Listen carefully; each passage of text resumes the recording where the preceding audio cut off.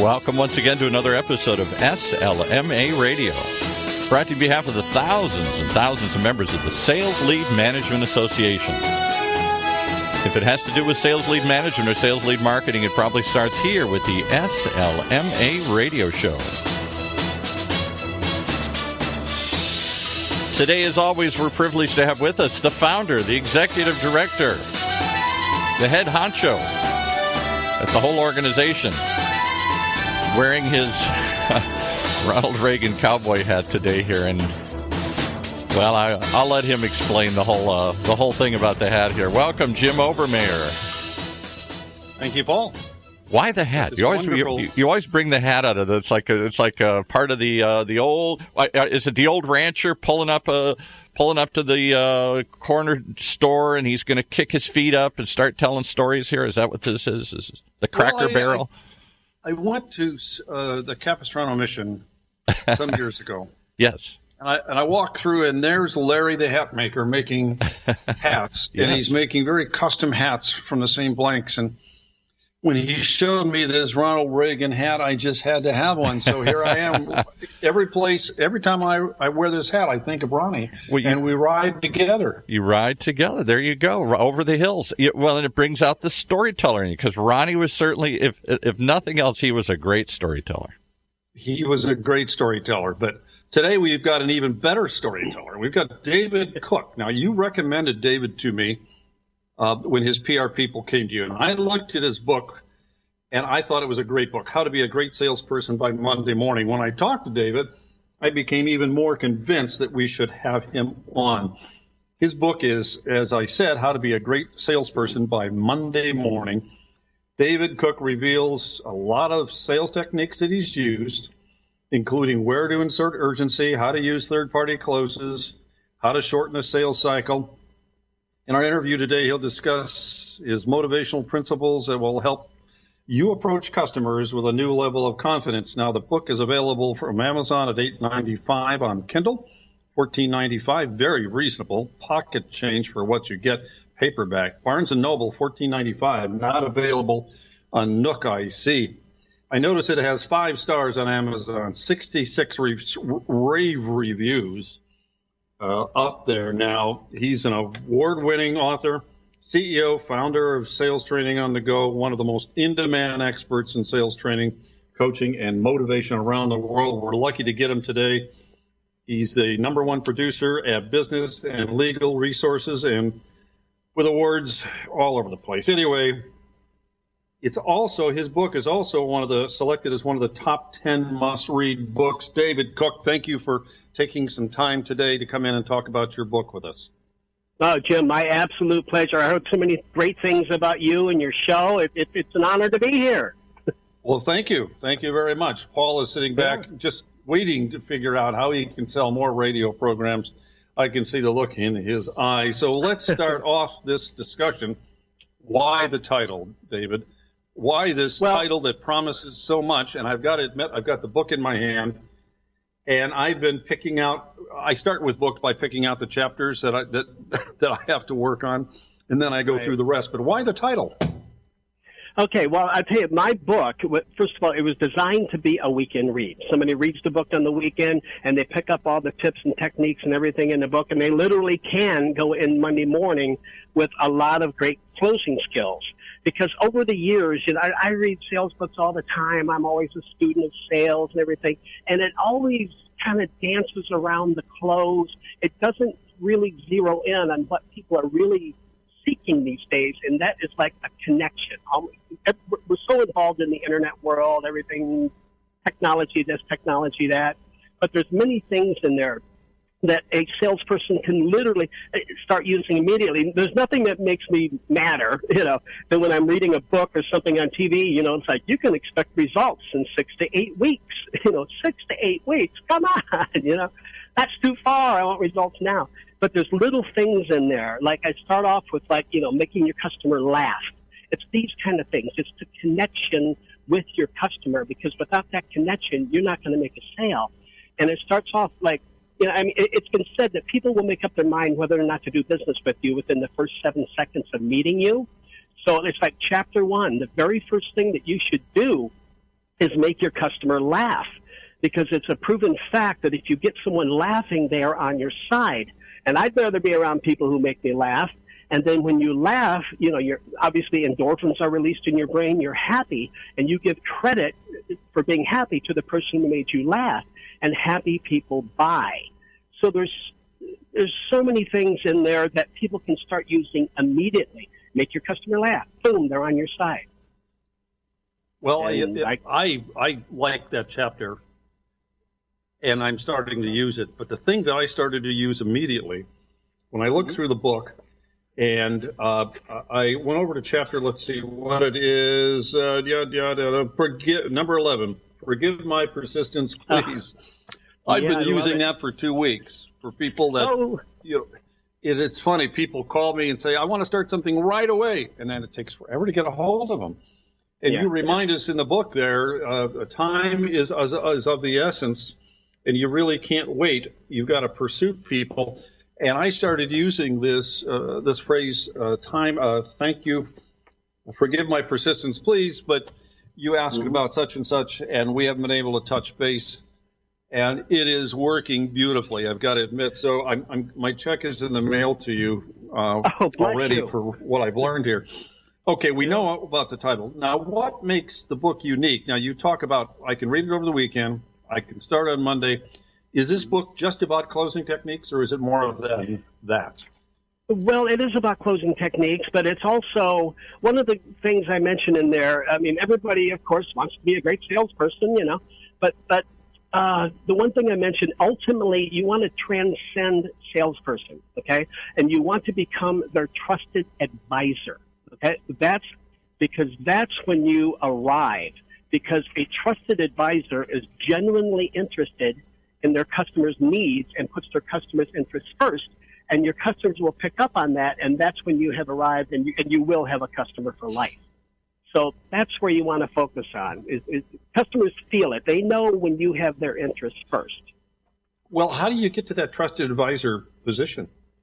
Well, by proving yourself. I'll give you an example, a real quick example. I'm awful. I have the worst taste in clothes. Absolutely worst. Horrible. I was going to talk to you about that, David, from your clothes. Well, I kind of thought you heard about it. But anyways. But, it's real simple. It's like, say I'll go out and buy a shirt, and I'll be standing, this was years ago, but you're a long time ago. I'd buy a shirt, and I'm like, I think this looks good. My taste in clothing is so bad. I would stop people walking by me, and I'd say, excuse me, does this shirt look good? What do you think? They would look at me like I'm crazy and go, oh, yeah, it looks great. But anyways, I'd come home, and my wife would look at my shirt, and she'd go, oh, my God, that's the ugliest thing. Why did you get that? That kind of thing. But then one day, I went to our local outlet mall because I needed a shirt again, right? So anyways, I'm in this men's clothing store, and there's this lady who looked sharp. She really looked good. She was dressed well, I thought. Anyways, so I asked her, I said, excuse me. I said, does this shirt look good on me? And immediately she replied with, no, it does not.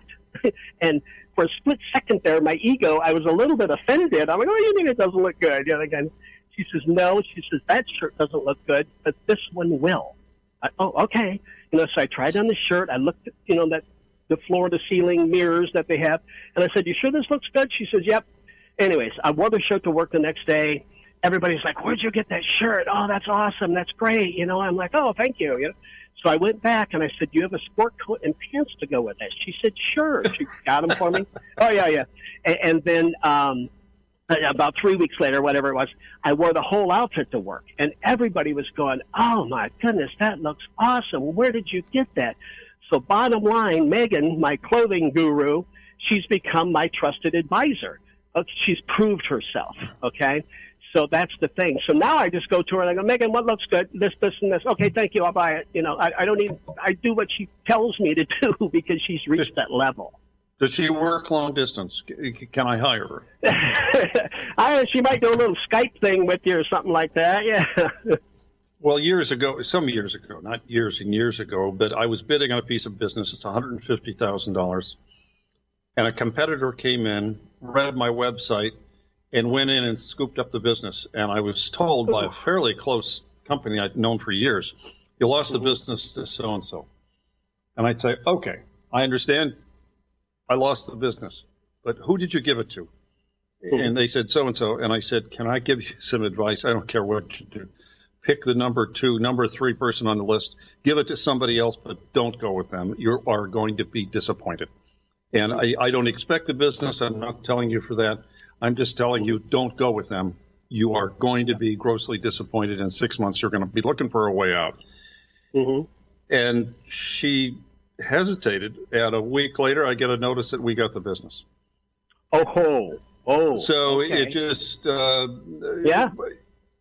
because I gave her a good advice, and it wasn't self-serving advice. It really wasn't. What about chapter 4, this urgency to act now? We've got about 3 minutes, and then we're going to get into some other things. But obviously, I'm picking the things that I find the most interesting because it's all about me. So tell me about this urgency to act now. Yeah, okay. All right, well, the urgency. Okay, now this is the thing that separates the superstars from just the stars. Okay, the urgency will put you into the sales stratosphere because you have to give your customer a reason to act now, or why should they? If this can go out for next week, whatever. I mean, that's exactly okay. Do they really believe your FOMO thing though? Fear of missing out? Oh, absolutely. Yeah. That's yes. To answer your question, yeah. But the thing is that, the superstars, they know that if you don't give your customer a reason to act now, why should they? Because the thing is like the hottest anyone will ever be about your product or service is when you're first showing it to them. That's the hottest they're ever going to get. And then as time goes by, they get distracted. Other things get on their mind, and your product becomes less and less important, so if you give them a reason to act now, whatever it may be, the pricing is only good till a certain date. If you can do this now, I can give you. Just think of things that will entice them to go now. If you can do this now, I can give you this. Or I have other people looking at this also. Speaking of fear of missing out, I have other people looking at this also. It may not be around, which it may not be. Think of some legitimate urgency, but give it to them and make sure. I had a customer one time, listen to this, it blew me away. I had a customer call me one time. She was trying to sell my product to her boss, the buyer, right, the decision maker, right? She called me and she says, Dave, is there any kind of urgency I can give my boss so he'll get this today? And I'm like, oh, I love you. But a customer asking me for urgency.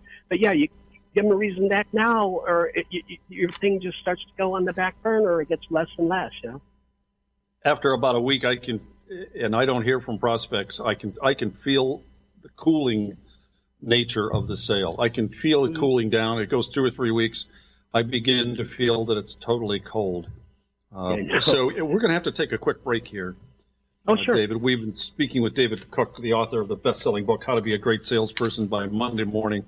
And I must have read 100 sales books, and I like this one because it's got things that I can use, and I am using immediately. Paul, let's go over to you to listen to a few commercials. Thank you, sir.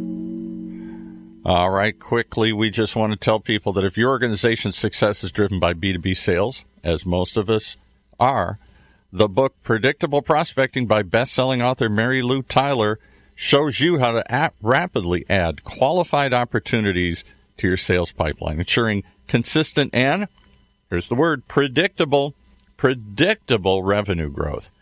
Well, if that sounds appealing, you can get started right away, turning your business into a sales machine.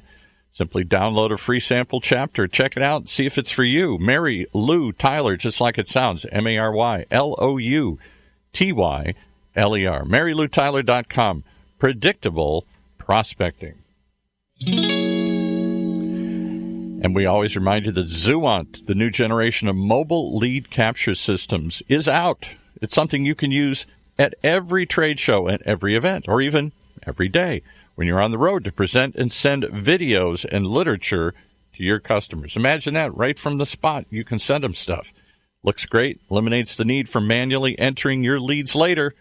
Pretty smart. You can be too.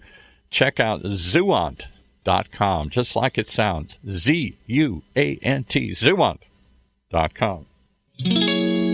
All right, guys. Hey, this is Thursday. We're doing this, and I've only got a couple days to come in and change my life here if I'm going to do this all by Monday, so I need some more tips.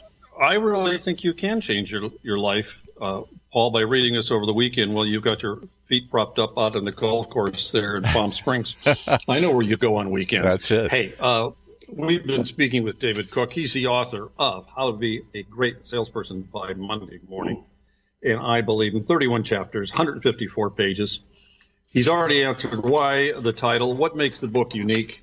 What are the key ingredients to any sale, David? We can take a look at the closing techniques and what have you, but you've been at this a long time. I've been paging through the book. To me, it's like paging through $100 bills. Can you hear that? I'm going to make money with this book, all kidding aside. But what are the key ingredients for this sale, making the sale, David? Yeah. Gotcha.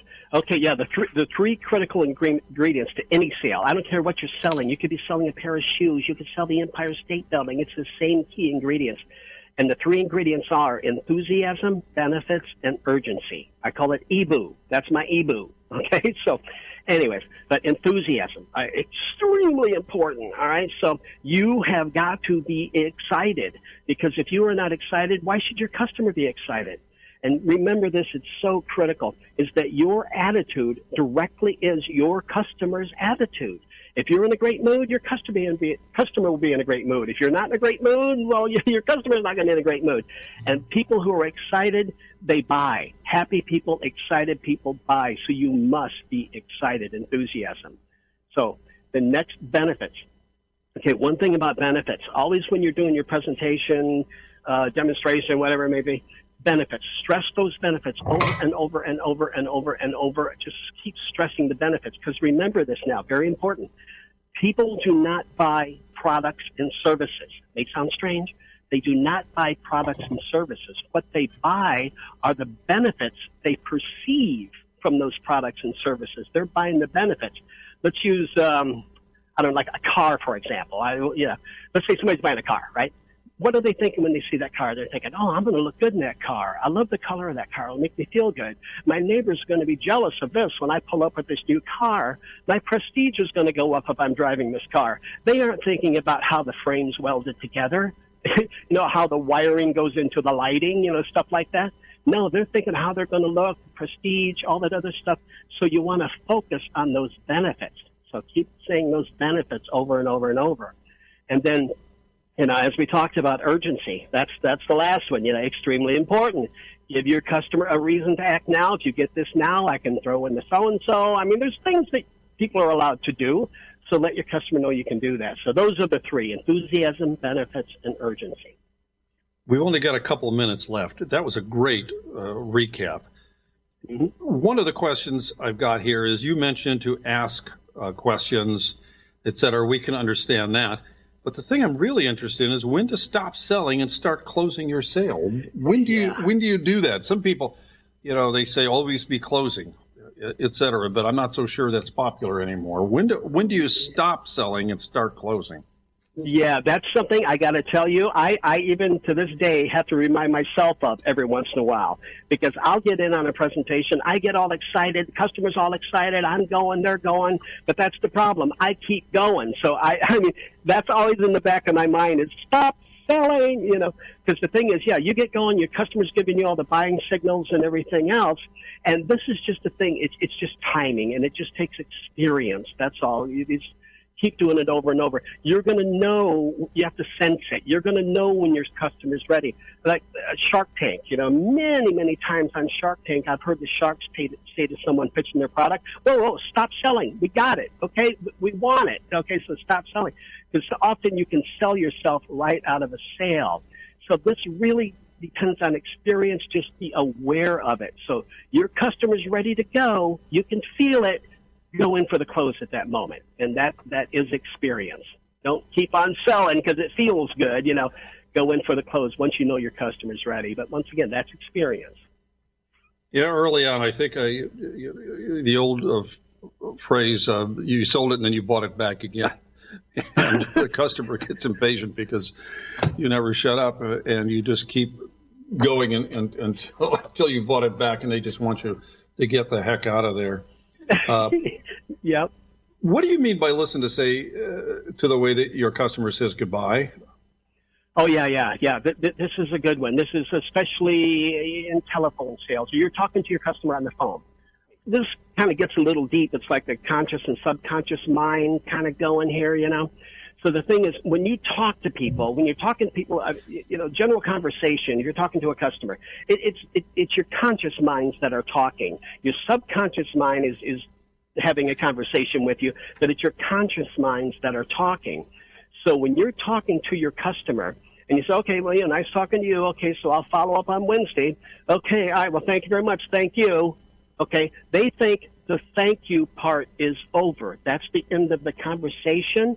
So when they say goodbye, like I say, this gets a little deep, but that's the subconscious part talking. That's how they really feel. So they think thank you in the conversation. Okay, thank you very much. Okay, bye. And if they go bye, that's not good. Thank you, bye. So if they're still up on that goodbye part, that means you've done well.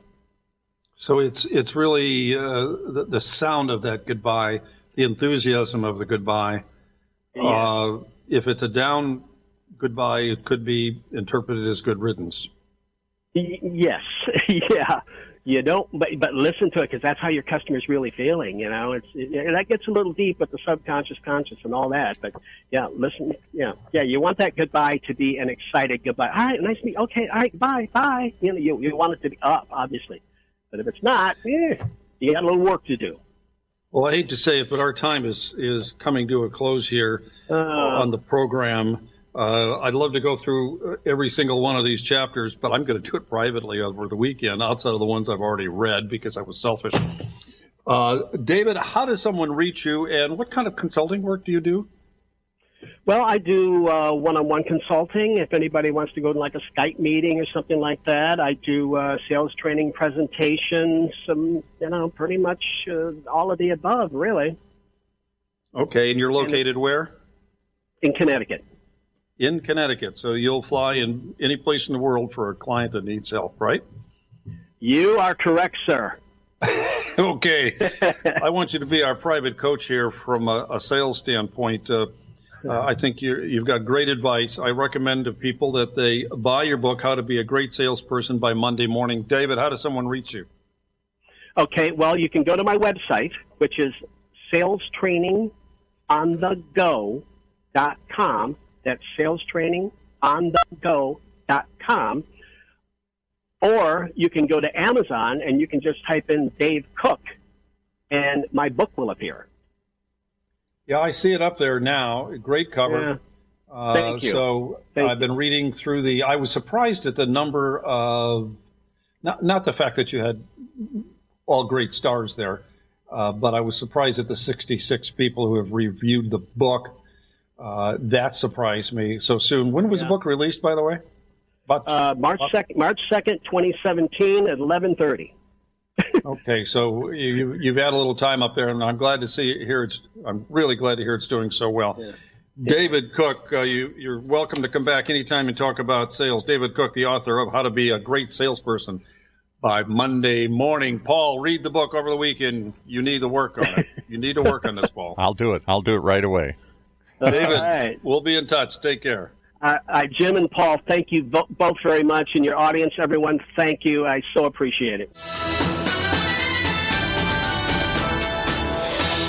You've been listening to another episode of SLMA Radio, brought to you on behalf of the thousands and thousands of members of the Sales Lead Management Association. If it has to do with sales lead manager or sales lead marketing, probably starts here with the SLMA Radio Show.